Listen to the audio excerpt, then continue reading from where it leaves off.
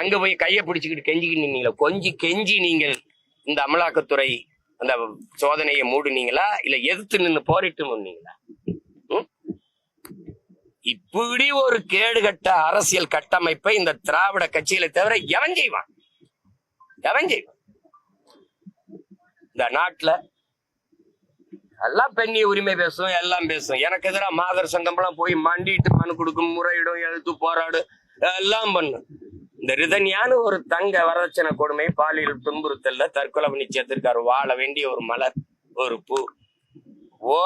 ஒருத்தர் பேசல. ஒரு அரசியல் இயக்கம், முற்போக்கு, பெண்ணிய உரிமை பேசின பெருமக்கள், பெரியாரின் பெரும் தொண்டர்கள், பெண்களுக்கு எல்லா உரிமையும் பெற்றுக் கொடுத்தவர்கள் வரதட்சணை வாங்கி துன்புறுத்தி ஒரு பெண்ணை, வாழ வேண்டும் என்று கனவோடு போன ஒரு பெண்ணை, அந்த வீட்டு பெண், உங்க வீட்டுல பெண் இல்லையா? உங்களுக்கு உடன் பிறந்தவர் இல்லையா?